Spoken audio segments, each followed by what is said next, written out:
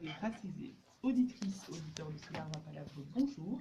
Bienvenue dans ce nouveau phonio du jour. Nous sommes aujourd'hui le 19 février et pour ce phonio, donc, qui est très d'actualité, autour de la table, Monsieur Moukouna, bonjour. Bonjour. Merci d'être avec nous aujourd'hui. Vous êtes journaliste. Effectivement. On peut dire avec une plume engagée.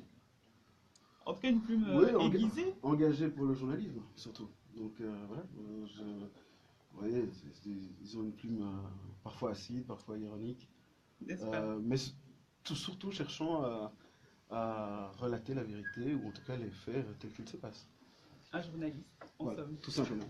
En tout cas, merci de nous faire l'honneur d'être avec nous aujourd'hui. Vous aurez donc la tâche, on peut dire, de nous éclairer donc sur le silence finalement des médias sur les affaires dites négrophobes ou afrophobes. Nous avons aussi autour de la table Marlène de l'association Nouvelle Voix Anticoloniale.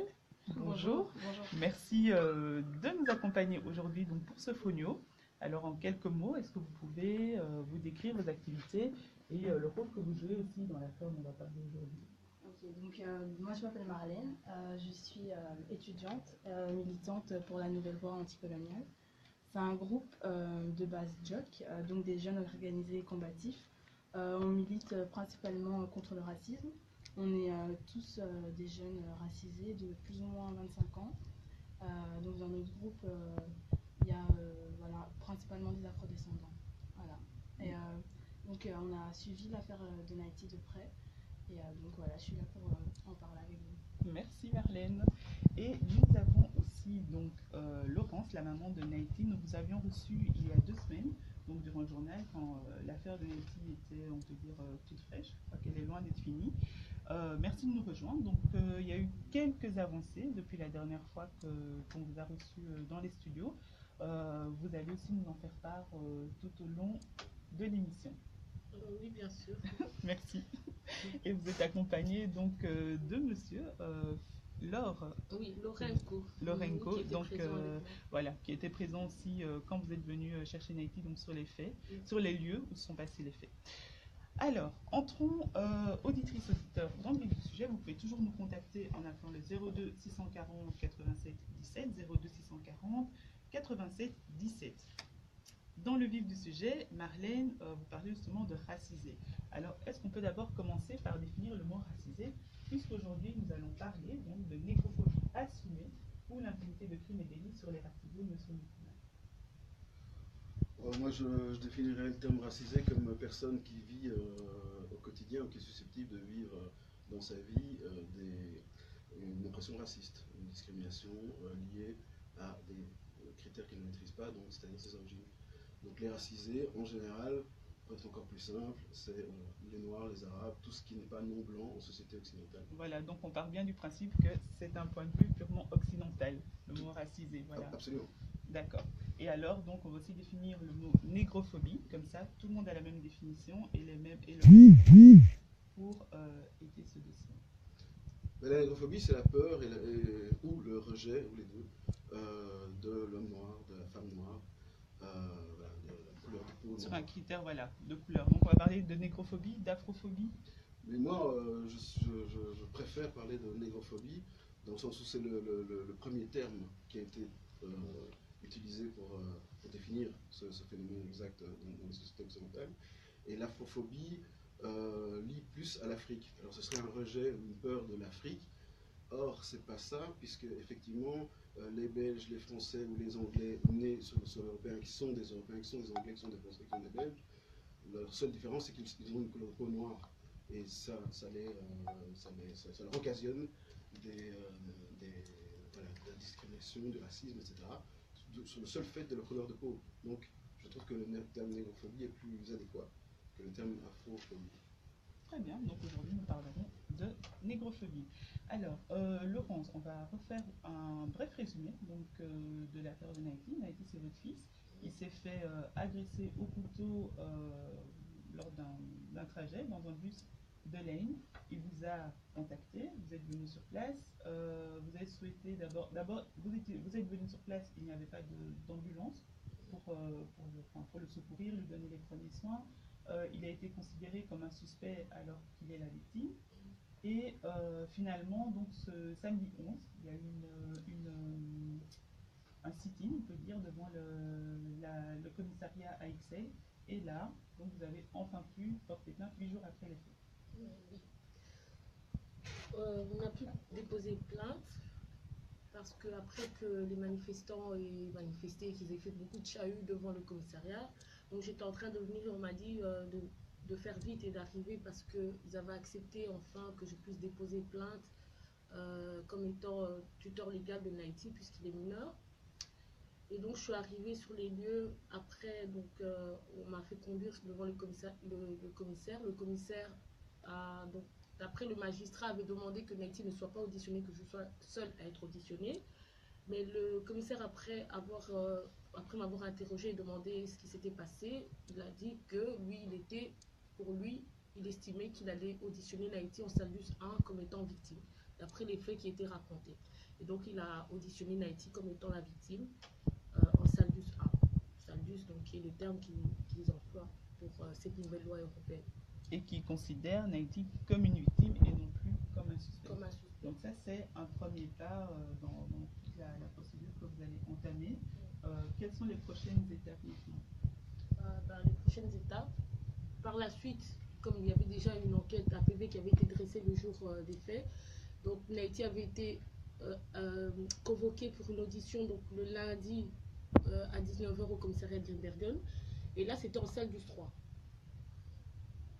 Au moment de l'audition, donc il était avec l'avocat, donc l'audition a duré à peu près 2 heures ou 3 heures.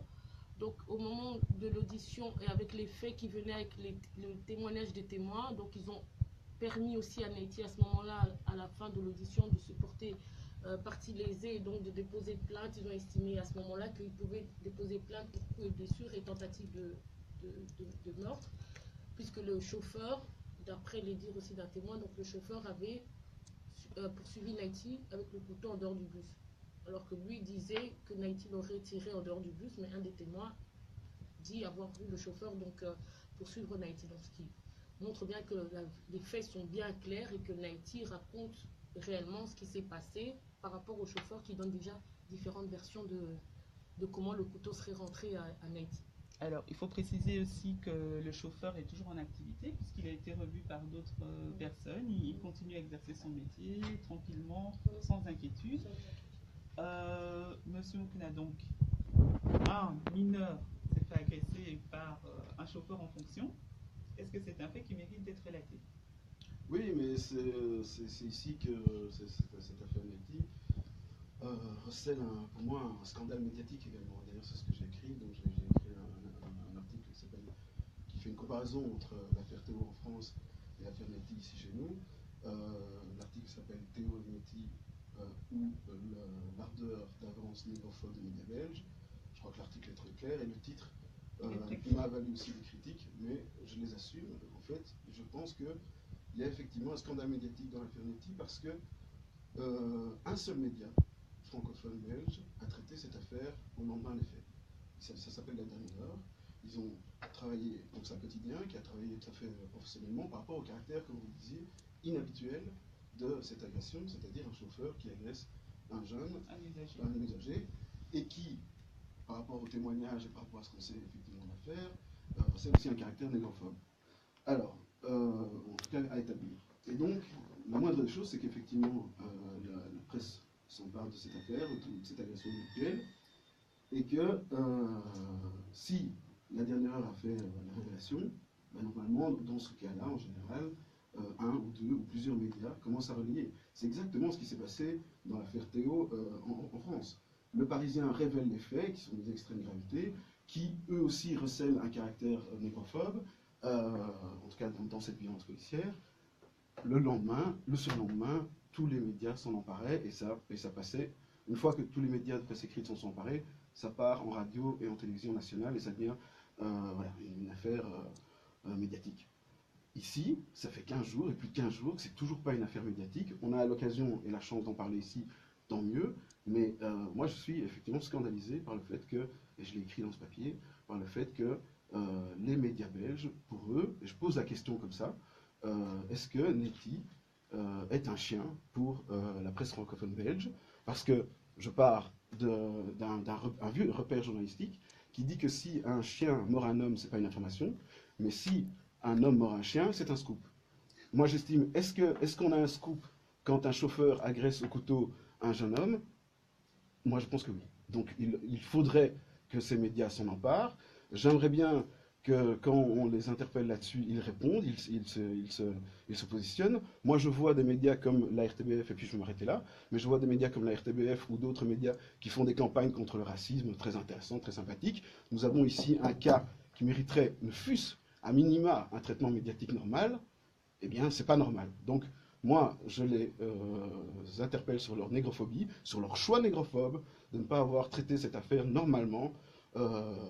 Et je les invite à écouter mes critiques et les critiques d'autres. Parce que moi, je ne suis pas le seul à avoir cette analyse. Je pense relayer un sentiment largement partagé chez les afrodescendants et chez les belgo-blancs ou belgo-citoyens blancs qui sont aussi scandalisés par cette affaire.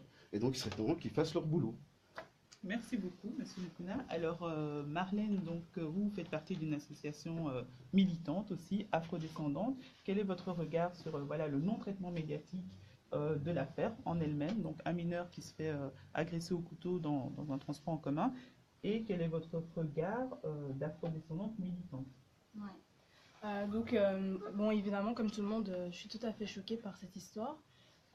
Après, moi, personnellement, je pense qu'à un moment donné, il est temps aussi pour nous, en tant que militants, de se remettre en question, de voir comment est-ce qu'on travaille, est-ce qu'il y a des choses qu'on peut améliorer.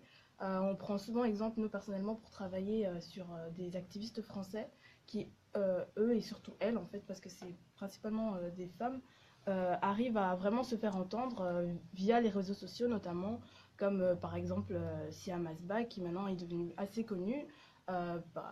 Donc, dès qu'il y a une affaire, ils se saisissent de Twitter, par exemple, et tout de suite, c'est vraiment fort relayé. Nous, on est encore à l'étape là où on a du mal, en fait, à simplement voilà, s'asseoir autour d'une table et voir voilà, qu'est-ce qu'on peut faire vite aussi, parce que là, dans ce cas-ci, la manifestation s'est passée, donc je pense une semaine après, donc après les faits. Je crois qu'à ce niveau-là, il y a quelque chose qu'on fait mal. Au niveau des stratégies à utiliser, pour nous, ce qu'on a constaté, c'est que en fait, les médias belges ont tendance à se remettre en question quand il y a des Français qui voient ce qui se passe en Belgique, quand il y a des Anglais qui voient ce qui se passe en Belgique et qu'on leur pète la honte, en fait, tout simplement parce que là, peut-être, maintenant, comme il y a des articles français qui sont sortis, qui sait, peut-être qu'ils vont commencer à en parler. Par rapport à la campagne anti-blackface qu'on avait fait, c'était pareil. C'était vraiment le fait de ne pas simplement rester en Belgique quand on envoie par exemple un communiqué de presse, d'envoyer à d'autres médias. Ça, je pense que c'est quelque chose de super important. Faire des actions, c'est clair que c'est important, mais je pense que ça finira pas. Que ce ne sera pas suffisant. Après, ce qui est intéressant aussi dans cette affaire, c'est de voir que le racisme, c'est vraiment à tous les niveaux. Donc, déjà, il y a l'entreprise de Lane qui laisse le conducteur de bus travailler jusqu'à maintenant. C'est peut-être aussi une cible qu'on devrait attaquer au-delà des médias, de se dire que fait cette entreprise en fait pour laquelle on paye tous et c'est censé être un service public. Il y a aussi la justice avec le magistrat, on voit bien qu'il essaie d'étouffer l'affaire et les policiers qui au départ ont cru que c'était Naïti qui était coupable. Et donc c'est vraiment très représentatif de ce qui se passe en Belgique et il y a un sérieux problème de négrophobie dans ce pays. Merci beaucoup, Marlène, pour ces précisions. Je peux ajouter quelque chose? Oui, bien sûr. Oui, mais qui va dans le sens de Marlène. Effectivement, on l'appelle aux médias belges, il y a l'Express média français qui a relayé l'affaire Neti sur une page de manière tout à fait professionnelle, comme la dernière heure. Comment se fait-il qu'un hebdo français relaye cette affaire ou trouve que cette affaire est digne d'intérêt public et assez inhabituelle pour la relayer, alors que bon, il ne s'occupe pas de l'actualité belge en général et il y a très peu de papier sur la Belgique dans l'Express. Là, ils ont estimé que c'était nécessaire. Est-ce que les médias belges peuvent enfin regarder ça en face et se dire, médias belges francophones? Parce que néerlandophone, il y a quand même eu un peu une couverture. Au niveau du Atlas Tennis, 7 sur 7 sont pendant belges francophones. Donc voilà, les Français estiment que c'est un sujet digne d'intérêt public et que Neti n'est pas un chien. À quand pour les médias belges francophones? Tout à fait. Et alors, justement, Laurence, est-ce que vous avez été... Donc, vous, l'ADH en a parlé parce que vous avez activé le bouton d'alerte sur le site. Sur le bouton d'alarme. Et alors, directement, j'ai été recontactée, on va dire, le matin, le lendemain, parce que c'était déjà vers minuit, puisqu'on était aux urgences. Donc, le monsieur, il m'a recontacté parce que, après avoir vu ce que j'avais noté, parce qu'on doit mettre un petit mot pour expliquer ce qui se passe. Et donc, il a contacté Delaine qui lui a dit qu'il y avait eu un incident. Il a contacté la police qui dit qu'il n'y avait pas eu de couteau. Donc, il est revenu vers moi en me disant, ben, on lui dit qu'il n'y avait pas eu de couteau. Apparemment, cette histoire, entre guillemets, n'existe pas. D'où à ce moment-là, il a parlé avec Naïti et puis on lui a envoyé des photos de la blessure de Naïti et il a estimé que non, il y avait quelque chose qui n'était pas logique puisqu'on lui parle qu'il n'y a pas de couteau. Donc, comment Naïti a pu se faire cette blessure-là? C'est sûrement pas avec son doigt qu'il s'est fait la blessure. Et donc, du coup, il a demandé les autres photos que mon ami Lorenko, qui était présent avec moi ici, avait pris au moment parce qu'il était, il était catastrophé parce qu'il venait de voir, parce qu'il est anglophone. Et donc, il leur a dit, en Angleterre, des choses comme ça ne peuvent pas se passer. Un jeune mineur qui reçoit un coup de couteau par un chauffeur de bus, on trouve mon fils assis sur la bordure d'un mur. Il était assis là comme ça à attendre sa maman, le chauffeur de bus dans le bus bien au chaud, alors que la personne à qui on devait porter les soins, le secours, c'était à mon fils. Mais au lieu de ça, il a été fouillé au moment où la police est arrivée. Donc ils ont commencé par fouiller mon fils, qui était déjà blessé, à lui demander s'il n'avait pas d'arme sur lui. Et puis après, quand ils ont compris qu'en fait c'était lui la victime, qu'il n'avait pas d'arme, qu'il n'avait rien, il n'était pas menaçant, rien du tout, alors ils se sont dirigés vers le chauffeur de bus et ont laissé mon fils à l'écart. Mais en matière d'urgence, en matière de soins apportés à une personne qui est blessée au couteau, il y a plein de choses. D'assistance, tout simplement. Il devait faire, il y avait beaucoup de choses à faire, ne fût-ce que même une couverture parce qu'il faisait froid. Mon fils avait froid, il était, je sais pas, il avait choqué. Il était choqué. Il y avait, donc, pour vous dire, il y a même, j'en manque même des mots tellement que quand je repense à cette scène, j'étais là, je me disais, mais c'est pas possible, qu'est-ce qui se passe? Il est où l'ambulance? Il est où? Et donc, c'est là que Laure leur a parlé en disant. D'où la question, même pour les forces de l'ordre, est-ce que Naïti est moins qu'un chien? Pour les forces de l'ordre et pour le système en général, est-ce que suite à la publication donc, de l'ADH, très sincèrement, est-ce qu'il y a d'autres médias belges qui vous ont contacté par intérêt, même s'ils n'ont pas publié? Est-ce qu'il y a des médias qui sont intéressés à cette affaire, qui vous ont contacté pour en savoir plus? J'avais eu donc j'ai eu une dame qui m'a contactée. Elle disait qu'elle travaillait, donc elle luttait justement pour la négrophobie et qu'elle travaillait pour un journal flamand. Elle m'a posé quelques questions, elle a dit qu'elle allait leur soumettre ça. Et puis j'avais eu donc l'émission sur RTBF de Benjamin Maréchal. Oui, ils avaient fait, il y avait eu, c'était passé à la radio. Après j'avais eu une dame qui m'avait contactée, c'était pour savoir qu'est-ce qui non, ce qu'elle m'avait dit en fait, c'était que il y avait eu l'émission et que souvent après qu'il y ait eu l'émission à la radio, ils font une émission le jeudi. Et donc si j'étais disposée à participer éventuellement à l'émission, donc sans plus, c'était juste ça sa question. Et puis j'ai eu alors l'Express qui m'a contacté aussi. Et c'est tout. Et c'est tout. D'accord. Ok. Alors nous allons marquer une première pause. Si vous voulez rajouter quelque chose autour de la table. Oui, enfin, moi à la limite, juste dire que c'est assez symptomatique. Dans l'affaire Théo, les policiers ont été suspendus. Ici, le chauffeur continue à polir son couteau entre deux arrêts de bus. Et voilà, donc il y a vraiment, effectivement, c'est une articulation négrophobe, comme disait Marlène. Et c'est d'autant plus grave que finalement, on est dans une société ici belge francophone où on ne veut pas parler de ça. On ne va pas parler de ça. Voilà. Et moi, je suis assez bien placé pour le savoir. Ça fait 10-15 ans que je dis que ce sujet est d'une gravité sans précédent, que c'est pas en niant les problèmes ou en refusant d'utiliser un terme négrophobe pour dire afrophobe, pour dire racisme anti-noir. Il faut toujours diluer ici dans ce pays. À un moment donné, il faut regarder les problèmes en face, sinon ils vous pètent au visage. Et l'affaire Naïti, c'est exactement ça. Une triple articulation négrophobe, police, chauffeur de lane, médias. Voilà, on en est là. Et bon, les sollicitations que la maman de Naïti a eues sont, en tout cas d'un point de vue belge, hein, donc Benjamin Maréchal, etc., intéressantes, mais pas encore au niveau d'un traitement médiatique, professionnel, sociopolitique sérieux, parce qu'il s'agit d'un problème sociopolitique sérieux, c'est pas seulement un fait divers.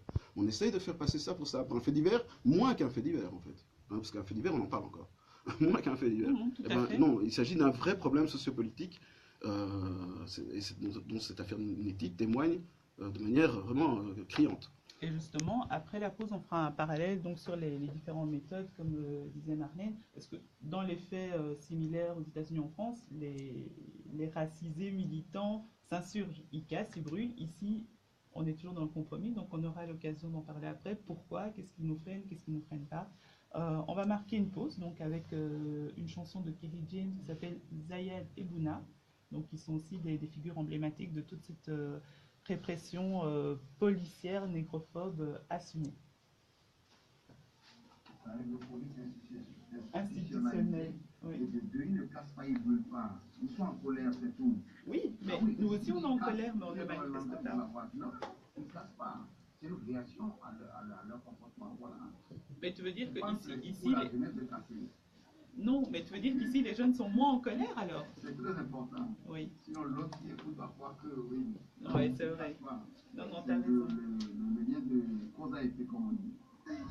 Pas qu'ils sont moins en colère, c'est que si on voit déjà la manière dont, oui, si on voit la manière dont ils traitent l'affaire de Naïti, quelque part ça donne aussi peur aux autres jeunes, parce que le traitement pour eux sera plus dur pour eux que si, allez, le chauffeur il est bien traité, ça aurait été Naïti dans l'autre sens. Ah, ça. Parce que là, on parle comme l'avocat dit que si par exemple il suffisait qu'un témoin ne vient pas à dire la même chose que Naïti peut se retrouver devant un juge de jeunesse comme si c'était lui qui avait commencé, alors qu'à la base c'est lui qui se fait agresser.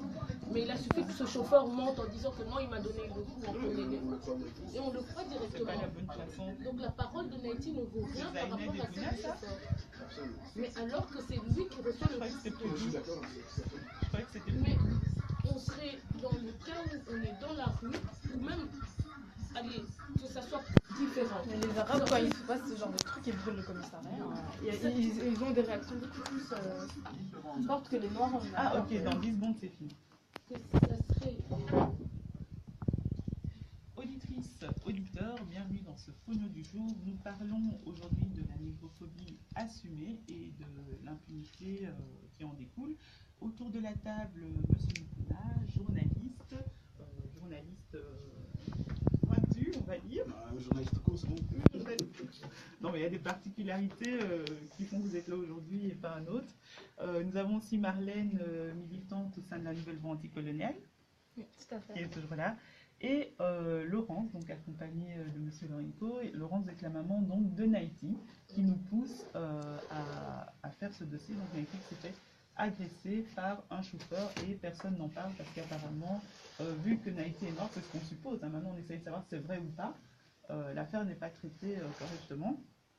Auditrice, auditeur, vous pouvez aussi nous appeler au 02 640 87 17, 02 640 87 17 pour réagir. N'hésitez pas, suivez-nous aussi via Facebook Solar Palabre ou encore sur Twitter à Palabre.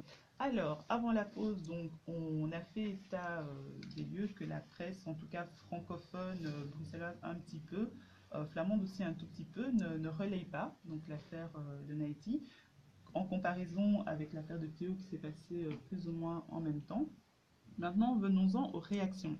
Donc Marlène disait que peut-être on devrait, en tant que militant, se remettre en question, donc sur les différents procédés à mettre en place pour que justement une maman dont le fils s'est fait agresser puisse finalement voir sa plainte acceptée par un commissariat, alors que ça semble logique, mais apparemment dans les faits ça ne l'est pas. Monsieur Moukono aussi dans un article récemment paru, vous disiez que justement en France les réactions sont plus virulentes de la part de la jeunesse et que peut-être ici voilà la jeunesse belge ou le belge en tout cas, qu'il soit afro-descendant ou bleu blanc belge, est toujours dans le compromis. Oui, il y a une culture du compromis et de restons calmes et restons chez soi qui est quand même assez évidente en Belgique, francophone en tout cas, à quelques exceptions. Donc voilà, je pense que quand les syndicats sont vraiment fâchés, ils envoient leurs affiliés dans les rues. Moi j'ai pris l'exemple des dockers d'Anvers qui se voyaient clairement menacés dans leur profession. Ils sont descendus à 100 000 sur Bruxelles et ça a fait peur à la police. Donc je pense que les activistes qui luttent contre la négrophobie structurelle en Belgique sont dans un rapport de force, ils le savent mieux que personne. Et dans ce rapport de force, effectivement, la parole médiatique, le discours médiatique dominant, pour moi, est central. Peut-être que certains militants ne le savent pas encore, ou l'ignorent, ou le minimisent, mais non, c'est central. Vous ne pouvez pas être dans un rapport de force dans l'ombre, dans les coulisses. Un peu, mais pas seulement. Il faut aussi être sur scène, il faut aussi pouvoir être à l'avant-plan, enfin pouvoir mettre la problématique à l'agenda, simplement. Et de ce point de vue-là, moi je pense qu'effectivement, en France, les activistes aussi sollicitent plus les médias. C'est-à-dire que si les médias, aujourd'hui, il y a une partie des médias qui regardent en permanence ce qui se passe sur les réseaux sociaux et vont faire des sujets. En général, le plus simpliste possible et plus intéressant. Mais quand ils vont voir, ou s'ils voient que d'un point de vue sociopolitique, et c'est ce qu'ils sont en train de voir depuis 15 jours, qu'en fait, il y a un sujet qu'ils ne traitent pas, alors que ça intéresse quand même une bonne partie des gens, ne fût-ce que d'un point de vue commercial, des médias comme RTL et La Dernière Heure vont les traiter. En dehors indépendamment, je dirais, des idéologies et des positions sociopolitiques, ils vont le traiter simplement parce que voilà, ça amène des lecteurs, ça amène du public. Donc de ce point de vue-là, moi je pense que les activistes doivent pas demander aux médias, les harceler, envoyer des mails, envoyer des manifestations à la place Fernand Coq pour Haïti, mais il n'y avait aucun média tout à fait, mais national. Je précise, c'est-à-dire envoyez-leur sans arrêt, je le dis à Marlène, envoyez-leur sans arrêt des messages sur Twitter, sur Facebook, des mails, etc. Plus la personne qui aura traité ça dans le média dira à la rédaction, on est noyé sous les appels, plus les journalistes qui veulent traiter ça, parce que souvent, moi on me dit que je jette l'opprobre sur les médias, mais non, je sais qu'il y a des médias, il y a des journalistes qui veulent traiter cette affaire d'éthique, et on leur dit, c'est pas intéressant, tu t'occupes d'autre chose, allez dégage maintenant. Voilà, en gros c'est ça. Et ça participe de choix négrophobes, je suis désolé. Donc tous les journalistes ne sont pas négrophobes, il n'y a pas assez de journalistes afrodescendants dans les rédactions, ça je suis le premier à le dénoncer. Moi, chaque fois que j'ai travaillé dans une rédaction, j'étais tout seul. Je veux dire, j'étais seul avec des blancs, il n'y avait pas, même presque pas d'arabes. Voilà. Sauf à La Dernière Heure. Et donc, oui, mais je tiens encore à le signaler. Et donc, de ce point de vue-là, je veux dire, les activistes doivent absolument harceler les médias. C'est quand ils voient que finalement ils ne pourront pas passer derrière ou au-dessus, ou attendre que l'intérêt descende, qu'ils vont se dire bon bah il faut le traiter. Et ils vont peut-être mal le traiter ou bien le traiter. On espère qu'ils vont bien le traiter évidemment. Mais l'important c'est effectivement de faire passer le sujet. Si le sujet reste dans l'ombre, si l'affaire Théo maintenant a ouvert le débat, moi je vais vous donner juste un dernier exemple que je mettais. L'affaire Théo, depuis qu'elle est sortie, elle a ouvert un débat où, pour la première fois, moi j'entends sur des plateaux de télé français, etc., comme hier par exemple, à l'émission On n'est pas couché, il y avait un écrivain, je vais essayer de me souvenir du nom, qui s'appelle Aurélien Bélanger, je pense, à qui on a demandé son point de vue sur l'affaire Théo.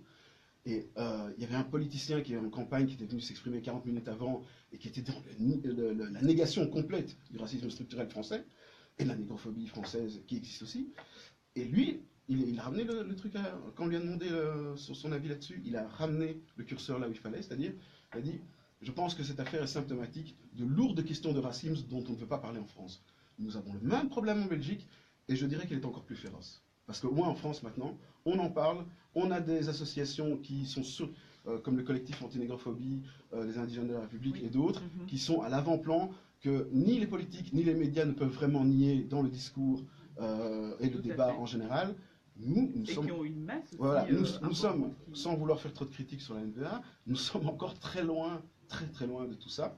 Et d'un point de vue médiatique, voilà, parce que moi, en fait, c'est mon core business ou ma spécialité, je trouve que c'est, voilà, d'un point de vue en tout cas dirigeant des rédactions, c'est catastrophique. Et il serait temps que, voilà, les journalistes aussi, qui entre guillemets partagent une partie de mon discours, de ma critique, puissent marquer des points. Parce que la prochaine fois, effectivement, ça va finir dans des violences et dans des échauffourées, comme on en connaît en France et comme on en a connu en Grande-Bretagne aussi. Mais parlons justement de ces violences. Dans votre article aussi, vous dites que voilà, nous sommes dans le compromis, nous sommes passifs en Belgique. Est-ce que vous pensez justement que si la jeunesse ou la population, tout simplement chaque citoyen, exprimait sa colère de manière violente ou son mécontentement de la non-médiatisation de cette affaire, ou tout simplement que cette affaire se soit passée, est-ce que vous pensez que, comme avec les dockers, comme avec les syndicalistes, système changerait ou au moins qu'on se pencherait sérieusement sur la question. En plus, les élections arrivent, donc c'est peut-être l'occasion de... Alors, moi, avant de répondre, je vais faire juste deux petites mises au point. Donc, moi, je suis journaliste. J'appelle à la défense de la démocratie et des principes démocratiques, j'appelle pas à la violence. Ça, c'est un. Appel à la défense par tous les moyens? Non, je n'appelle pas à la violence. Je n'appelle pas à la violence. Et voilà, même si certains critiques peuvent le dire, moi j'estime que je n'appelle pas à la violence, je regarde les choses en face. Et en face, c'est quoi? C'est que, à un moment donné, enfin, comme je vous l'ai dit tout à l'heure, sur cette question, il y a un rapport de force aigu, qui est en totale défaveur des Belges afrodescendants et de leurs alliés belgo-belges, qui ont assez de ce racisme structurel sur lequel on fait des trucs cosmétiques, mais pas grand-chose finalement dans les faits, pour que des affaires netties ne puissent pas se reproduire. Tu vois. Donc, à un moment donné, parce que c'est ça qu'on va dire, une fois qu'ils vont, entre guillemets, le traiter, parce que je pense que certains médias vont le traiter, ils vont dire, bon, ça n'arrivera plus, voilà, maintenant on a compris, etc. Et on n'aura rien compris parce qu'on n'aura pas réglé en profondeur les problèmes. Donc, voilà, moi je pense que, moi je n'appelle pas à la violence, mais je sais qu'il y a une exaspération totale. Moi je fais partie d'une certaine partie des afrodescendants, au-delà de la quarantaine, etc. C'est pas moi qui vais aller dans les rues prendre des pierres. Par contre, plus jeune que moi, oui. Par contre, quand on est dans une situation bien précise de crise socio-économique grave, où en fait la discrimination à l'emploi des Noirs et des Arabes, pour aller vite, n'a jamais été aussi grave. Les Arabes pour terrorisme et les Noirs parce qu'ils sont Noirs, donc incapables, à moitié pas tout à fait humains, etc. Voilà où on en est ici. Et puis on a voilà, des racistes qui arrivent au pouvoir comme Donald Trump, tout un... oui, pas que Donald Trump, bon, je prends l'exemple parce que ça sera flagrant, mais voilà, je pense qu'on est voilà, dans un environnement, dans un contexte qui fait que, effectivement, beaucoup de jeunes afrodescendants qui estiment que leur pays c'est ici, leur avenir c'est ici, et leur destin socio-professionnel c'est ici, doivent se sentir traités à égalité, et pas comme Nettie a été traité. Et donc, de ce point de vue-là, effectivement, à un moment donné, si, au niveau médiatique, au niveau judiciaire, au niveau policier et au niveau politique, on refuse de traiter le problème, on dit arrêtez avec votre paranoïa, les petits noirs, ça va retourner travailler, et bien si ça continue comme ça ce discours, oui, il va y avoir une confrontation violente, et je dirais que les pouvoirs institués qui normalement doivent être responsables, les 4 que j'ai cités là, ils doivent être responsables, ils doivent éviter cette violence. Nelson Mandela disait, c'est l'opprimé, enfin c'est l'oppresseur qui choisit les conditions de la lutte. Et l'opprimé y répond. Si vous continuez à choisir donc à l'oppresseur, si vous continuez à choisir la négation de la négrophobie structurelle, eh bien l'opprimé à un moment donné n'aura d'autre choix que la violence. Marlène, étant militante dans un groupe assez... Oui, on a un auditeur en ligne? On a... Oui. Nous avons eu un auditeur tout à l'heure qui s'adresse plus précisément à M. Moukouna. L'auditeur demande qu'il est intéressant d'orienter les victimes et les parents de la victime vers la rédaction des organes tels que la RTB, le soin, la Libelgie, que d'aller vers les cellules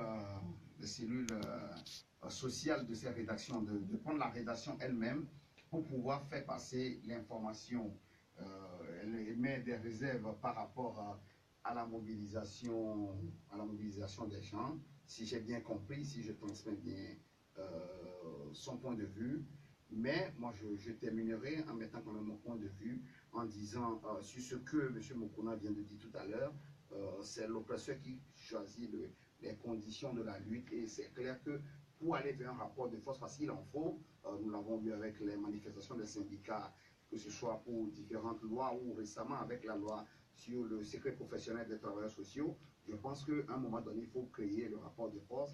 Et je terminerai sur l'intervention par rapport à la façon dont les racisés eux-mêmes peuvent apporter leur pierre dans cette lutte. C'est-à-dire qu'à un moment donné, on ne peut pas être gentil, on ne peut pas être dans le compromis et dire amen. À un moment donné, il faut sortir. Sortir, ça ne veut pas dire qu'on tue quelqu'un. Déjà, la présence physique, même silencieuse, peut interpeller le pouvoir public, le pouvoir politique et ces affaires qui essaient de nous surprendre tous les jours, notamment la négrophobie. Il faudrait qu'à un moment donné, ça s'arrête.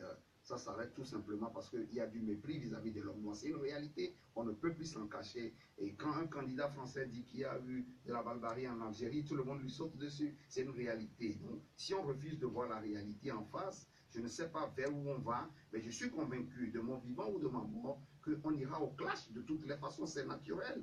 Donc, à un moment donné, je pense que les gens en face doivent comprendre que non, on ne peut pas continuer par pousser les gens sous terre, pisser dessus, cracher dessus. Ça va aller au clash. Et malheureusement, les jeunes d'aujourd'hui ne sont plus prêts à accepter cela. Donc, qu'ils prennent leurs responsabilités. Et voilà ce que j'ajoute par rapport à l'intervention de la personne au téléphone, ma position au niveau de la rédaction. Merci beaucoup Yves Ledru pour ta contribution. Alors Marlène, donc je reviens vers vous. Donc vous faites partie donc, de ce mouvement naissant, jeune, mais un peu plus virulent, on va dire, que les mouvements classiques belges et associatifs qui prennent aussi des positions. Mais justement, voilà, est-ce que vous, étant sur le terrain, vous sentez qu'il y a cette effervescence d'une part de la jeunesse qui est prête à aller au clash? Et est-ce que finalement c'est une solution à envisager tôt ou tard? Nous, en tout cas, à la Nouvelle Voie anticoloniale, on va jamais appeler à la violence, certes, mais on va jamais non plus cracher sur ceux qui vont utiliser des moyens violents parce qu'ils n'ont pas trouvé d'autres moyens alternatifs de se défendre. Par contre, moi personnellement, ce que je constate, c'est que on milite beaucoup avec des personnes arabes et aussi des noirs. Et il faut dire ce qu'il y a, c'est qu'aujourd'hui, dans les dernières manifestations auxquelles on a assisté, il y a vraiment beaucoup de noirs qui sont dans la rue, que ce soit pendant l'été pour Black Lives Matter, avec l'histoire d'Adama Traoré, il y a eu des mobilisations ici à Bruxelles, que ce soit même par rapport à l'histoire de Matongué. Donc, apparemment, on voulait changer le nom de ce quartier-là et tout ça. Il y a eu vraiment énormément de noirs africains en fait, qui se sont déplacés, qui ont dit non. Et même par rapport au blackface, et donc à cette histoire de Zwarte Piet, qui fait partie intégralement du folklore belge, c'est quelque chose dont on entend depuis longtemps, mais là cette fois-ci vraiment on assiste à un réveil. Et voilà, il faut dire les choses, moi je pense pas que les jeunes soient endormis, bien au contraire. Il y a vraiment un véritable réveil qui est d'ailleurs assez différent, on va dire, de tout ce qui se passe par rapport à l'islamophobie. Donc on travaille aussi avec des frangins à nous qui sont des arabes et qui eux galèrent vraiment quand on essaye de mobiliser par rapport à ça. Et entre autres, on peut penser que c'est à cause du terrorisme. Il y a pas mal d'Arabes qui sont assez découragés. Et on va dire que chez eux, il y a moins de mobilisation en fait. Et c'est ce qu'on constate sur le terrain. Par contre, moi, je voulais juste préciser par rapport à la négrophobie. Récemment, Mireille Tchessé a sorti un livre sur le racisme anti-noir. Moi, j'avais lu brièvement ce qu'elle disait et on sent vraiment en fait que chez les Noirs, tout le racisme est fort canalisé, on va dire. On va dire que chez les Arabes, ce qui s'est passé maintenant, c'est qu'il y en a beaucoup qui sont partis en Syrie parce qu'ils étaient vraiment dégoûtés avec les hauts taux de chômage qu'on connaît chez les jeunes arabes et tout ça. Les Noirs, pour l'instant, ils sont assez calmes. Mais voilà, moi je crois que c'est vraiment très canalisé, mais on ne sait pas ce qui va se passer le jour où vraiment ils n'en pourront plus en fait. Mais justement, est-ce que la nouvelle voie anticoloniale, entre autres, se prépare à ça et tente d'anticiper? Parce que c'est ça aussi, préparer. Non, mais en fait, on vit vraiment dans une période insurrection super difficile et c'est vraiment de tous les côtés. Là maintenant, on a vu Théo Franken récemment, ils ont voté le projet de loi, je pense, pour la déchéance de nationalité. Il n'y a même pas eu de débat en Belgique en fait. La loi est passée toute seule, comme ça, alors que ça a vraiment fait un vrai débat en France. C'est des choses vraiment qui remettent en question. Moi, franchement, je fais partie un peu des pessimistes. Je ne sais pas trop ce qui va se passer dans l'avenir. Malheureusement, moi, en tout cas, mon avenir, je ne le vois pas ici. Je milite, on est beaucoup comme ça à militer en se disant, voilà, on le fait pour nos petits frères, pour nos petits cousins, parce qu'il faut le faire. Mais je me vois très mal... Sans espoir que ça aboutisse. Pas sans espoir, mais en tout cas... je suis pessimiste, quoi. J'espère que je fais pas ça pour rien, mais pour l'instant, c'est vraiment une période difficile et je crois qu'il faut quand même regarder les choses en face, quoi. Maintenant, je sais pas dans quelle mesure je pourrais rester ici pendant encore longtemps, mais je crois qu'on négocie beaucoup à penser à s'expatrier. À partir. Oui, tout à fait. D'accord. Merci beaucoup, Marlène. Je vais revenir à vous, Laurence. Donc, pour revenir toujours au jour où vous avez pu finalement déposer votre main, il y avait à peu près 200 personnes, donc rassemblées place Ferrancop. Tout à l'heure, quand on préparait l'émission, vous avez dit que ce mouvement, en tout cas, cet élan de connexion avec vous, vous avez vraiment touché. Est-ce que je peux vous poser la question suivante? Vous avez été touché donc par ce drame. Si cette affaire ne vous était pas arrivée, est-ce que vous seriez un jour, vous aussi, parti militer pour un autre jeune qui se serait fait agresser? Est-ce que c'était déjà des choses qui vous touchaient? Oui. Oui. C'est des choses qui me touchent parce que, étant en Belgique depuis l'âge de 7 ans et demi, je crois que j'ai vécu le racisme sur toutes ses formes. J'ai vu la discrimination, j'ai été victime, j'ai vu depuis le banc de l'école, même déjà depuis l'école primaire. Et je continue à voir ça encore, que ce soit à travers mes frères et sœurs, même mes propres enfants. Donc je vois un peu à l'école comment est-ce qu'on traite les autres enfants par rapport aux enfants noirs.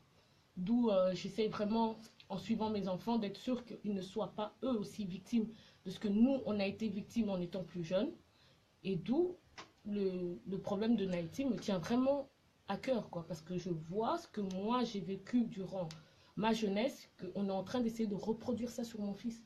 Cette question, justement, parce qu'il y a aussi dans la population, des personnes voilà, qui, comme entre guillemets Marlène disait, qui se disent qu'elles vont quand même pas rester ici, qui ne veulent pas forcément s'impliquer dans ces luttes, parce que c'est aussi une façon d'être étiqueté, stigmatisé, il faut bien le savoir, donc qui s'éloignent un peu de ces combats qui finalement les touchent, mais qui pensent qu'ils pourront ainsi être préservés. Est-ce que c'est pas ça aussi qui fait que le milieu militant bruxellois ou belge est peut-être aussi passif?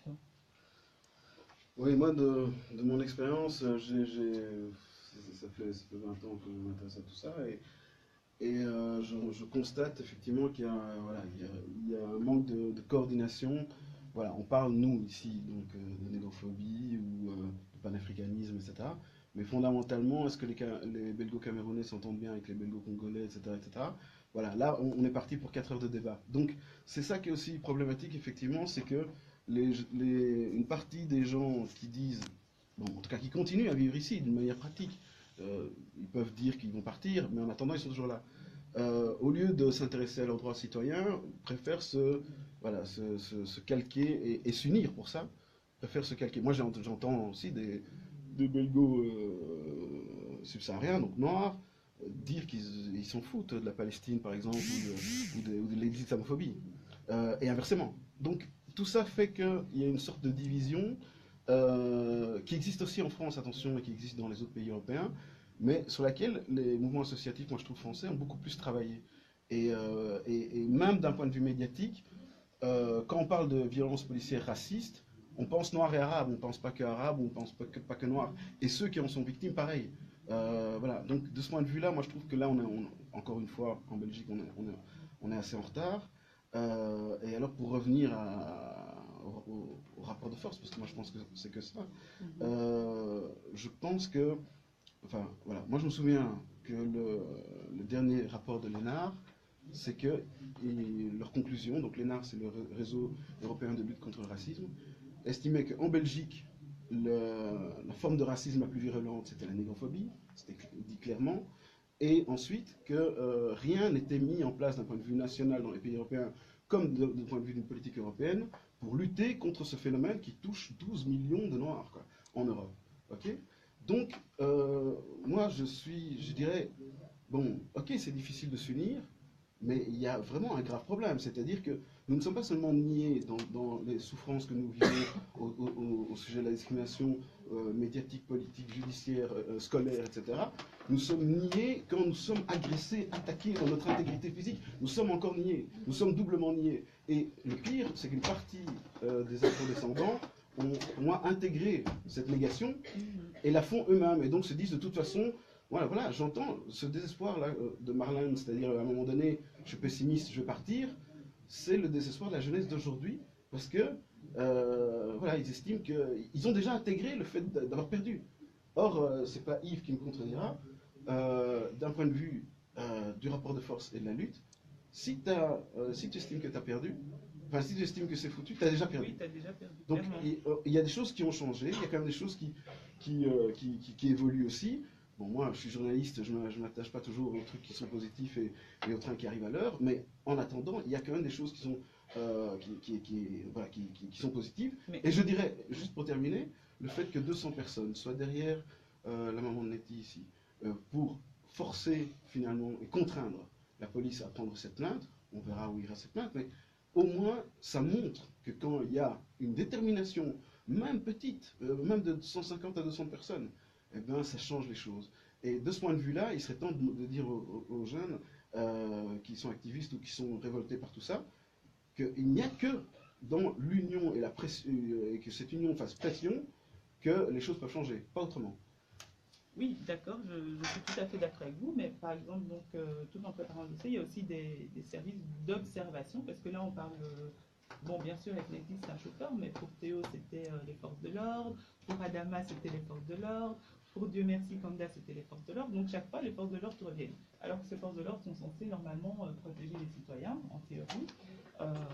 Donc, finalement, et alors, ces forces de l'ordre ont des comités qui sont censés les observer, à ce qu'ils respectent voilà, les consignes qui sont données, voilà, le comité P entre autres. Il y a aussi Obspol.be qui existe, mais enfin, à part des statistiques, quelques procédures à suivre en cas d'agression, à quel moment interviennent-ils finalement? Et à quel moment peut-on se dire que, ok, la police, entre guillemets, a fauté, je sais vers qui je peux me tourner pour que finalement on me réhabilite. Oui, mais moi, effectivement, de ce point de vue-là, je pense que ça n'existe pas. Et moi, j'ai toujours trouvé ça étrange, ce côté où on croit que, voilà, on peut être à la fois acteur et juge. Donc, la police des polices, ça reste la police. En France, on le dit clairement, le débat est déjà là. C'est-à-dire, comment l'IGPN, donc l'Inspection Générale des Polices nationales, essaye de faire avaler à la France entière et à l'Europe entière et à la risée du monde entier, en disant que ce Théo a glissé par accident sur cette voilà, c'est un viol accidentel. C'est une nouvelle formule, néologisme, on ne connaissait pas. Viol accidentel, personne ne connaît. Voilà, voilà, il y a moyen d'en rire, mais c'est gravissime. Donc, de ce point de vue-là, ils ont montré à quel point ils n'étaient pas indépendants et, par rapport à leur propre corps de police. Et moi, je pense que d'une manière générale, en Belgique, c'est la même chose. Je peux vous donner des millions d'exemples, mais je vais en donner un que beaucoup Belges, afro-descendants ou non connaissent, c'est M. Van der Smissen. Il a 10 dossiers à la police des polices belges ici. Il va continuer à frapper de manière totalement arbitraire des gens jusqu'à les blesser dans des manifestations sans la moindre sanction. Il au contraire, il est félicité, promu. Voilà. Donc ce genre d'institution, pour moi, c'est un peu de la poudre aux yeux, c'est pour calmer les choses. En tout cas, d'un point de vue du résultat dans le rapport de force. Et effectivement, il faut faire pression, je pense. Mais au vu de cette impunité de ce système, on peut comprendre que voilà, il y a des jeunes comme Marlène qui soient tout simplement découragés, qui se disent ok, on essaye, mais clairement, moi, je ne vais pas continuer mon parcours ici parce que je sais que c'est perdu d'avance. Parce que c'est une institution forte et les militants ne sont pas nombreux. Les gens comme vous ne sont pas nombreux. Oui. Aussi, les mamans qui se battent comme la maman de Nettie ne sont pas nombreux non plus. Mais tout à fait, mais de toute façon, ceux qui ont enclenché un changement n'étaient jamais nombreux. Moi, je pense que je comprends ce découragement, je dirais, et c'est logique. Et je dirais, c'est d'autant plus logique en Belgique francophone, parce qu'il y a une férocité, je le dis encore, on croit que j'exagère, il y a une férocité à nier cette négrophobie.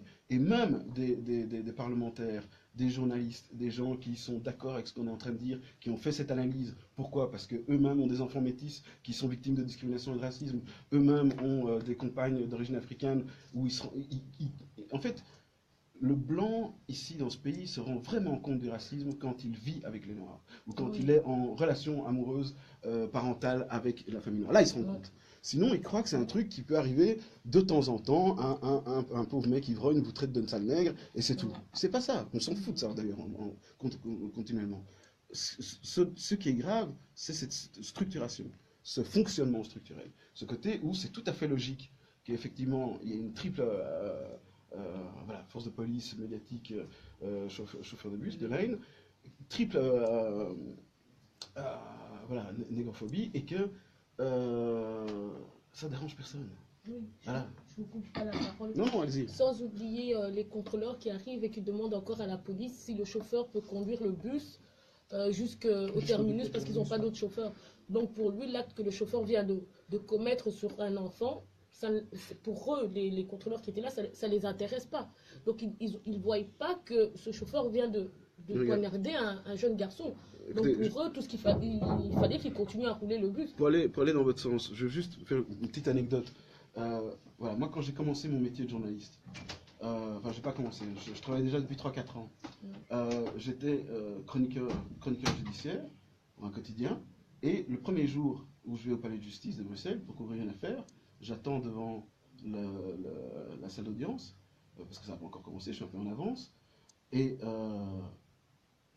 un policier, et un avocat. Donc le policier vient et dit: qu'est-ce que vous faites ici?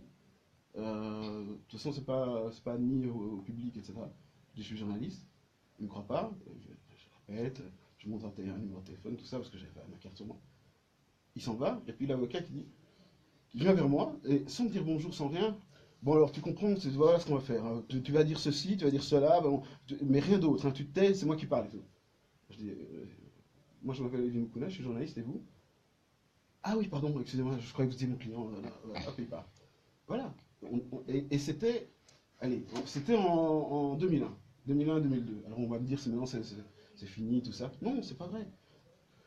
Une bonne partie, à tous les niveaux de la stratification sociale, des Belgo-Belges blancs vivent dans des préjugés. Et ce n'était pas des préjugés de rejet ou de négation du noir, mais c'est des préjugés que le noir est un agresseur, le noir n'est pas un journaliste, le noir n'est pas un avocat, le noir n'est pas un... Enfin, etc., etc. Alors qu'il y a des petits exemples à gauche, à droite, qu'on ne voit pas assez, qui ne sont pas médiatisés, mais il y a quand même des petits exemples qui montrent qu'on n'est pas juste bon à sortir les poubelles. Okay, et ben, malgré ça, ils vivent toujours dans ce préjugé où c'est logique d'avoir des rédactions majoritairement blanches dans les médias, dans une société multiculturelle. C'est logique. C'est logique d'avoir un homme politique noir dans un parti, une femme politique ou deux femmes politiques noires dans un autre parti.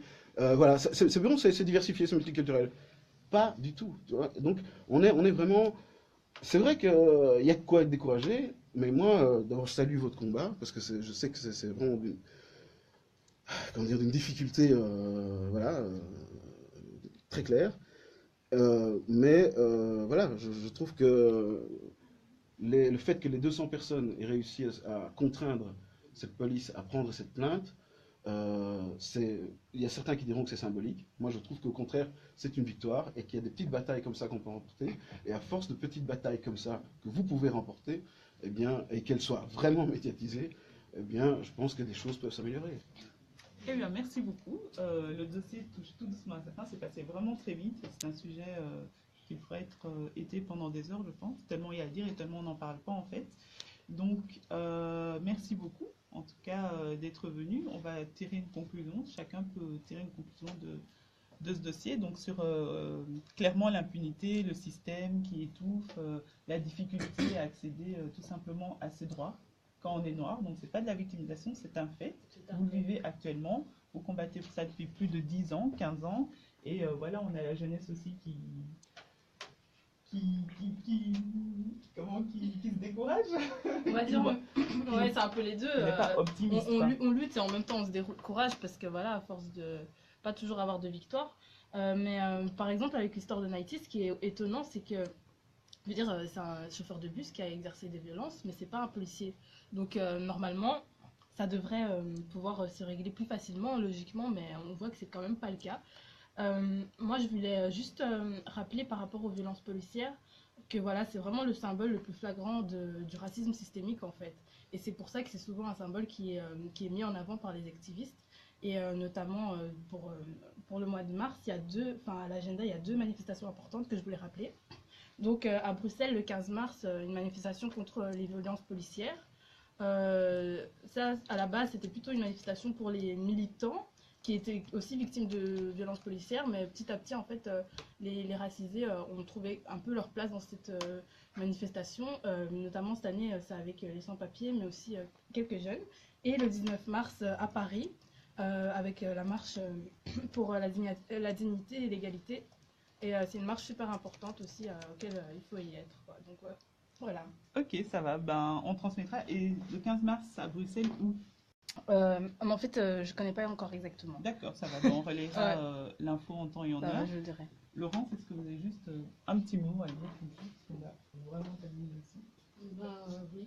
Je tiens à remercier toutes les personnes qui soutiennent Naïti, donc l'association, donc Mme Mireille, oui, j'ai du mal à prononcer son nom, et toutes les autres associations, donc Change, etc., qui sont là en train de militer pour que Naïti puisse, qu'il se fasse entendre et qu'il puisse obtenir gain de cause à ce qui lui est arrivé. Que dès le départ, on comprend que Naïti est victime.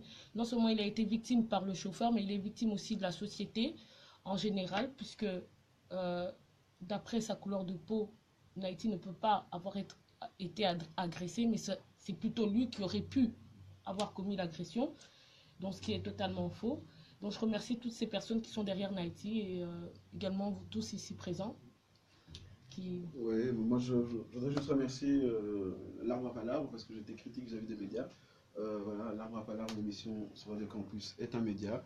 Merci à Chaïso d'avoir fait ce débat très important. J'espère qu'il y en aura d'autres. Merci. Il y en aura d'autres, oui. Et on avait déjà parlé d'ailleurs de l'affaire Dieu merci Kanda il y a quelques années. Et on n'a jamais eu la suite parce qu'on ne nous a pas aussi autorisé à aller plus loin dans les recherches.